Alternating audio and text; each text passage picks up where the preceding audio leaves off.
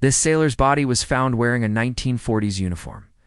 The discovery was made by a local resident who reported it to the police.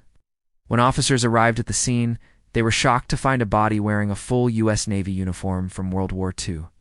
The uniform consisted of a jacket, a hat, and even shoes, but there was no sign of life. Ow. The body had clearly been at sea for many years. It was badly decomposed, but the uniform's excellent condition suggested that it had recently come from a ship.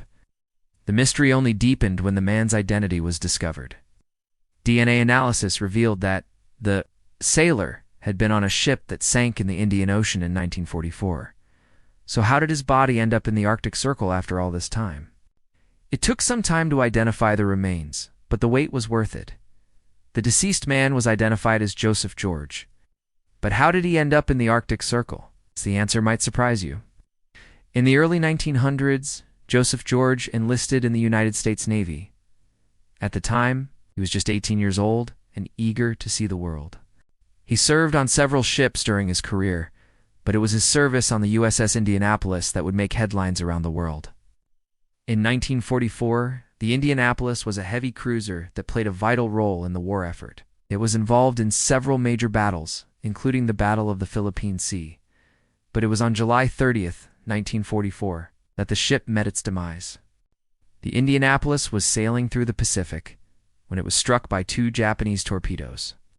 The ship quickly began to sink, and many of the crew were lost. Of the 1,196 crew members aboard the Indianapolis, only 316 survived. For the next 8 decades, the whereabouts of the Indianapolis remained a mystery. That is until recently, when a sailor's body was discovered wearing a 1940s uniform. The discovery was made by a local resident who reported it to the police. When officers arrived at the scene, they were shocked to find a body wearing a full U.S. Navy uniform from World War II. The uniform consisted of a jacket, a hat, and even shoes, but there was no sign of life. The body had clearly been at sea for many years. It was badly decomposed, but the uniform's excellent condition suggested that it had recently come from a ship. The mystery only deepened when the man's identity was discovered. DNA analysis revealed that the sailor had been on a ship that sank in the Indian Ocean in 1944. So how did his body end up in the Arctic Circle after all this time? One theory is that the body was preserved by the cold waters of the ocean. The Arctic Circle is known for its frigid temperatures, which can slow down the decomposition process. However, there is no evidence to suggest that modern preservation techniques were used. Another theory is that the body was carried by currents. The ocean is a powerful force, and it's possible that the body was swept up in a current and carried for miles.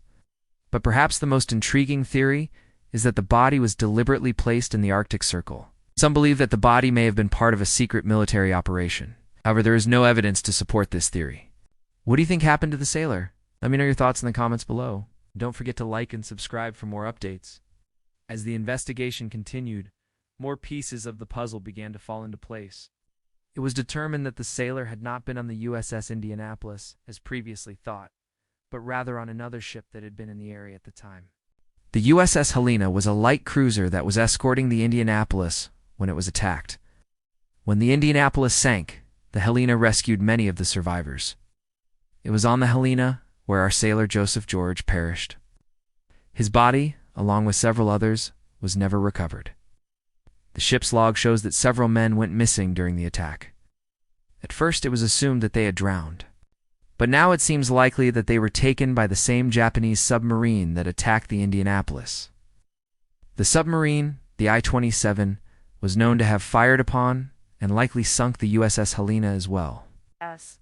It's believed that the submarine may have intentionally targeted the escort ship to prevent any interference with its torpedoes.